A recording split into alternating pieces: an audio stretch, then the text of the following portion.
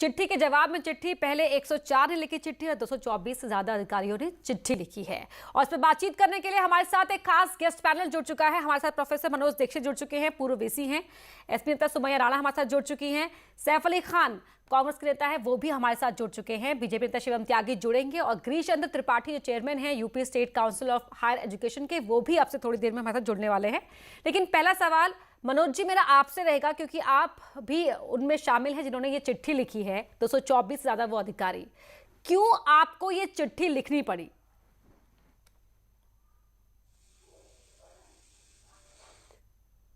लिखनी पड़ी ऐसा शब्द मैं तो नहीं मानूंगा, क्योंकि चिट्ठियां जो लेखन है, जो समाज के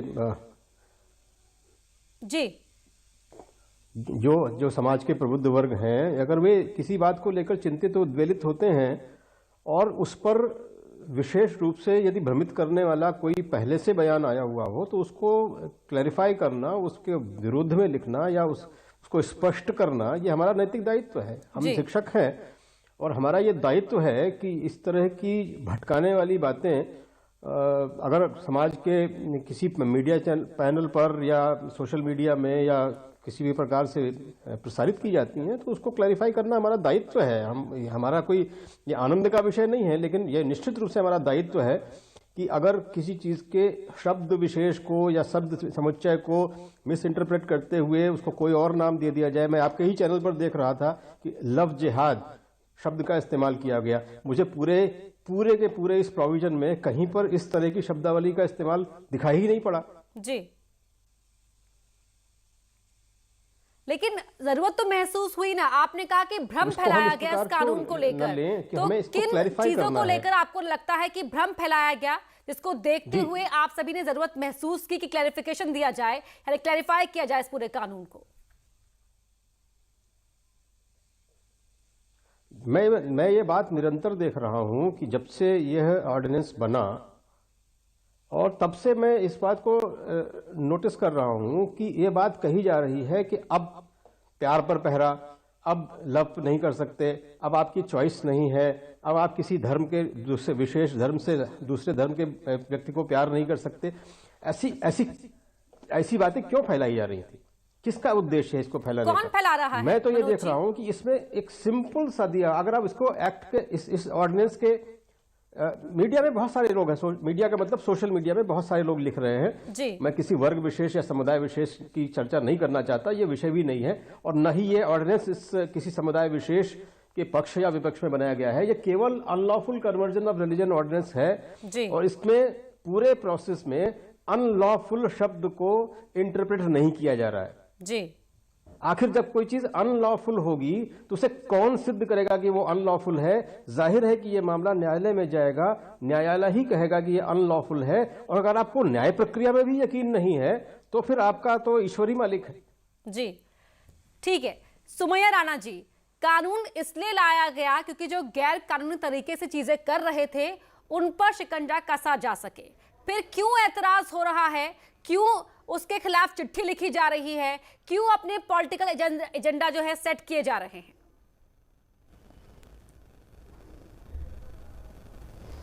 देखिए, पहले तो मैं ये बता दूं कि मैं इस वक्त पार्टी की तरफ से नहीं बोल रही हूँ। मैं एज ए सोशल एक्टिविस्ट हूँ यहाँ पे, मुझे यही जानकारी दी गई थी, तो मैं पार्टी का पक्ष नहीं रख रही हूँ। मैं जो कुछ भी यहाँ पर इस वक्त कहूँगी ये मेरा अपना पर्सनल व्यू होगा एज ए सोशल एक्टिविस्ट। एक चीज़ दूसरी चीज़ ये कि अभी आपने ही इस डिबेट में इन्होंने बोला कि लव जिहाद लफ्ज़ कहीं पर नहीं है। सारी जो सुई घूम के आती है वो इस वर्ड पे आती है, वहीं से बाइफरकेट होता है पूरा मामला, एक तरफ हिंदू और एक तरफ मुसलमान। मैं ये कहती हूँ अगर कोई कानून बनता है, कोई लॉ बनता है, बिल्कुल अगर वो महिलाओं के अधिकार दिलाने में सक्षम है वो कानून, तो मैं उसका स्वागत करती हूँ। लेकिन अगर ये कानून किसी वर्ग विशेष या संप्रदाय विशेष के लोगों के लिए बना है तो मैं इसकी घोर विरोधी हूँ।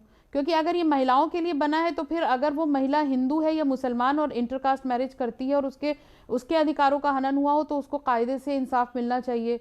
लेकिन यहाँ पर हो उल्टा रहा है कि आप अगर किसी हिंदू महिला के साथ अत्याचार किया है किसी मुस्लिम वर्ग के लड़के ने, तब तो बहुत चीख चिल्लाहट है। लेकिन अगर यही काम उल्टा हुआ है कि किसी हिंदू मुसलमान महिला के साथ किसी हिंदू गैर मुसलमान लड़के ने ऐसा किया है तो उस पर सब चुप्पी है। तो ये सब कुछ देखिए भटकाने की खाली राजनीति है और कुछ भी इसके अलावा नहीं है। जो ये लेटरबाजी हो रही है, मैं उन अधिकारियों को सैल्यूट करती हूँ जो सरकार के खिलाफ जाकर उन्होंने सच बोला, और ये जो लेटर उनके जवाब में आए हैं, देखिए जो ये चाटुकारिता की हद है। लेकिन सुमैया राणा जी, सरकार है, ये उसकी आप किस मक्खन चश्मे पॉलिश से करने आप के लिए देख रही लिखते रहिए लेटर हैं? उनके जो फेवर में। कानून के मायने समझा लेकिन रहा है जो उन्हें आप अधिकारियों ने चाटुकार इस करार बात दे को रही उठाया हैं, और चिट्ठी और जो लिखी कि मुझे सरकार के objection है, खिलाफ जाकर इस लिख पर रहा है गौर उन्हें आप करना ईमानदार चाहिए। बताकर, सच का सिपाही बताकर सैल्यूट कर रही है। कौन सा चश्मा है ये? बिल्कुल बिल्कुल, उसके पीछे भी वजह है ना, उसके पीछे, क्योंकि बिला वजह तो वो अधिकारी नहीं आएंगे ना निकल करके, उनको तो कुछ तो लगा होगा ऐसा कि तो कुछ यानी हो कि रहा जो है ऐसा, अधिकारी खिलाफ जहाँ में पर गए हैं गलत हो उनका भी रहा है, अपना आपको सरकार एजेंडा होगा ना। कुछ ऐसा गिरिचंद्र करना त्रिपाठी चाह हमारे रही साथ है, जुड़ और गए अगर वो हैं, लिख रहे चेयरमैन हैं है तो यूपी इसका स्टेट मतलब कि काउंसिल ऑफ कहीं ना हायर कहीं कोई एजुकेशन बहुत के, गहरी बात है। उन्हें भी चर्चा में शामिल कर लेते हैं। गिरीश जी, बहुत स्वागत है आपका। सुमैया राणा जी यहाँ पर कह रहे हैं कि बतौर सोशल एक्टिविस्ट उस पैनल में शामिल हुई हैं, और वो ये कह रही है कि जिन्होंने सरकार के खिलाफ जाकर पहले चिट्ठी लिखी थी उन्हें वो सैल्यूट कर रही हैं। अपर्णा जी, पहले तो मैं ये कहना चाहूँगा कि हमें कानून को कानून के नज़रिए से देखना चाहिए, उसे किसी संप्रदाय की दृष्टि से नहीं देखना चाहिए। कानून न्याय की सुरक्षा के लिए बनते हैं, और जहाँ तक मुझे स्मरण आ रहा है कि ये भाजपा और भाजपा सरकारों ने पहली बार ऐसा नहीं किया है। इसके पहले बाइबल काउंसिल ने केरल में ये बात कही कि 4,500 गैर मुस्लिम युवतियों को जबरन धर्म परिवर्तन कराकर उनके साथ ज्यादती की गई। केरल हाई कोर्ट ने भी इस बात को 2010 में यही कहा। अनेक जगहों पर ये बातें हो चुकी हैं, और जहाँ तक मुझे उत्तर प्रदेश के कानून की जानकारी है, आप पूरी बात सुन लें उसके बाद बोलें। जहाँ तक उत्तर प्रदेश के इस कानून की जानकारी है, योगी जी के नेतृत्व में जो कानून पास हुआ है, उसमें लव जिहाद का कहीं जिक्र नहीं है। उसमें तो केवल इतनी बात है कि अगर लोभवश, लालचवश, स्वार्थवश अगर किसी का धर्म परिवर्तन कराया जाता है जी, तो यह विधि विरुद्ध है और यह दंडनीय अपराध है। तो मुझे लगता है कि विवाह जो है, हम लोग भारत में रहते हैं, भारत में विवाह एक संस्कार है। यह किसी जिहाद का हिस्सा हो, ये तो मेरी समझ में नहीं आता। बिल्कुल।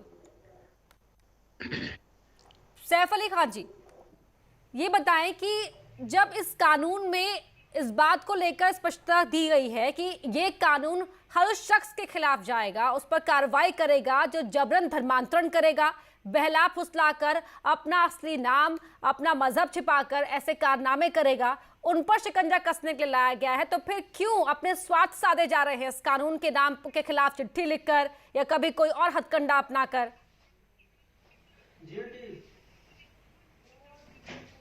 देखिए, सबसे पहले तो मैं आपको ये बता दूं कि जिस कानून का आप जिक्र कर रही हैं या जिस जुल्म का आप जिक्र कर रही हैं, उसके लिए हमारे देश में ऑलरेडी जो है वो लॉज बने हुए हैं।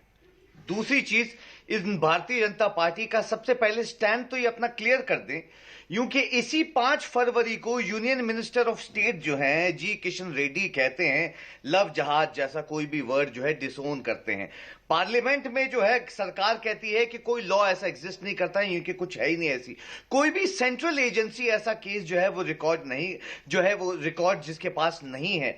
तीसरी चीज, कोर्ट 2014 में कोट करना चाहूंगा, इलाहाबाद हाई कोर्ट ने कहा कि लव जहाज जैसा कोई भी वर्ड जो है एग्जिस्ट नहीं करता, और मैरिज के लिए यानी शादी करने के लिए धर्म परिवर्तन करना जरूरी नहीं है।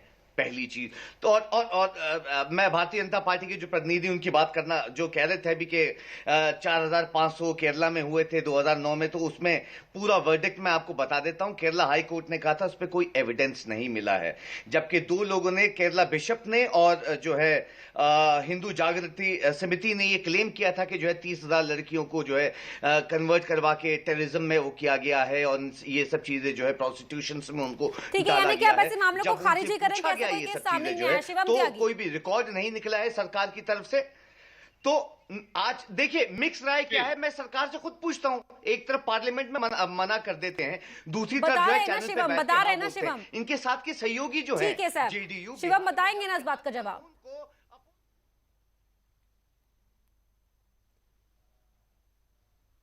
शिवम त्यागी बोलिए। मैं एक बार जवाब दे देता हूँ। सैफ अली खान अगर एक बार शांत हो जाए तो एक बार सुन ले तो मैं इनको बेहतर तरीके से जवाब दे पाऊंगा। इस सबसे ज्यादा इंपॉर्टेंट चीज ये है कि यहाँ पर सैफ अली खान बैठकर कहते हैं कि इस तरह का कोई कंसेंसस एग्जिस्ट ही नहीं करता।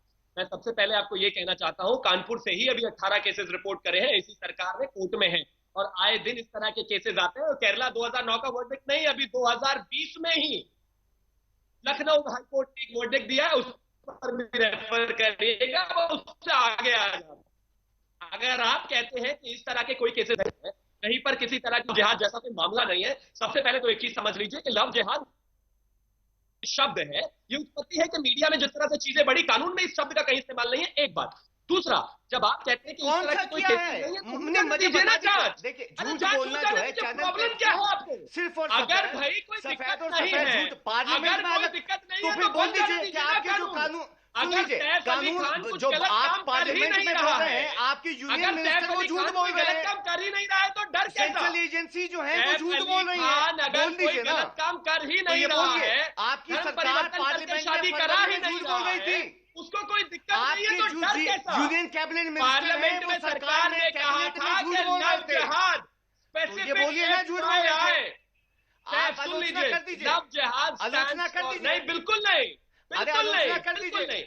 सुनिए, मैं सिर्फ इतना अरे कहना साहब, चाहता हूँ आलोचना कि करिए। शादी के जी मामले किशन में रेड्डी जब की धर्मांतरण करेंगे की आप बात आती जो है, फरवरी को नाम ये आपकी बदल कर सरकार अगर की तो धर्मांतरण पार्लियामेंट में कराया मना जा करते रहा हैं, है, आप यहाँ तो पे उसके बैठ के खिलाफ कुछ और कानून डायलॉग होना सुना रहे होते चाहिए। हैं। और अरे सरकार अगर केसेस जो कानून रिकॉर्ड बना हुए रही है इसमें तो कोई भी अगर ऐसा आपको कोई एविडेंस दिक्कत है तो कहीं आपको नहीं कोई पाया परेशानी गया हो ही नहीं है। सकती। तभी सेंट्रल एजेंसीज ने किसने अभी कहा? तक कोई एक काम रिकॉर्ड करिए, नहीं मिला एक काम है। करिए, डिटेल रिकॉर्ड एक कहाँ काम मिला करिए, है? एक किसी डिटेल सेंट्रल रिपोर्ट एजेंसी ने लेकिन दिया ये है। बताइए, जो तमाम उत्तर गूगल प्रदेश पर के अभी मामले आइए, सामने आए, 2010 कैसे आप उन्हें में खारिज कर सकते हैं? वो मामले कोर्ट में चल रहे हैं। और दूसरी बात ये कि क्या आप किस बिना पर कह रहे हैं कि ऐसा कोई मामला ही नहीं है? कानून तो सभी वर्गों को कवर करने की बात कर रहा है, तो सुरक्षा देने की बात कर रहा है। मैं राणा आपके पास आना चाहूंगी। आपने पहले ही सवाल के जवाब में मेरे पूरे क्वेश्चन को कंक्लूड कर दिया ये कहते हुए कि जो 104 जिन्होंने खिलाफ जाकर चिट्ठी लिखी वो ईमानदार, और 224 वो जिन्होंने समर्थन में चिट्ठी लिखी वो चाटुकार। चलिए, तो सुमैया तक आवाज नहीं पहुंच रही है हमारी। शिवम त्यागी, आपके पास ही माना चाहूंगी क्योंकि जिस तरह से यहां पर ईमानदार चाटुकार की एक अलग ही डेफिनेशन खड़ी कर दी सुमैया राणा ने, और ये नहीं सोचा कि जो कानून है वो सभी लड़कियों के हक की बात कर रहा है जो धोखाधड़ी का शिकार होती हैं या जिन पर दबाव बनाया जाता है धर्मांतरण के लिए। मैं आपको एक छोटा सा वर्डिक्ट पढ़ के सुनाता हूँ। यहाँ पर चैनल पर बैठकर जो लोग झूठ बोल रहे हैं, कहते हैं केरला हाईकोर्ट का वर्डिक्ट कुछ और था, यहाँ पर किसने चिट्ठी लगी उनको सुन लीजिए। मैंने इनको कहिए एक बार 10 सेकंड के लिए चुप हो जाए, 10 सेकंड के लिए चुप हो जाए, पढ़ के सुना देता हूँ। आप इनकी एक बार आवाज बंद कर दीजिए, 10 सेकंड बाद ये खूब बोले, मुझे कोई प्रॉब्लम नहीं है।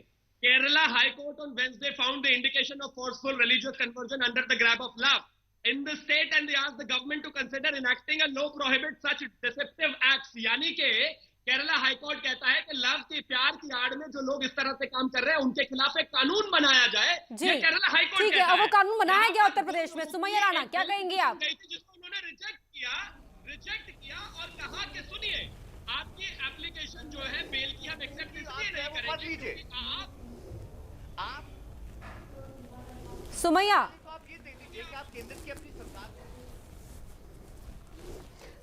क्योंकि ये अलग बयान देते हैं, वो अलग बयान देते हैं कि किसी आप एक संप्रदाय विशेष के लिए नहीं बनाएंगे ना। कानून बना है तो वो समस्त महिलाओं के अधिकारों लेकिन की कहाँ इस कानून में कहा गया है संरक्षण के सुमैया लिए कि बन किसी रहा है। संप्रदाय विशेष के खिलाफ है वो? ऐसा कहाँ कहा गया?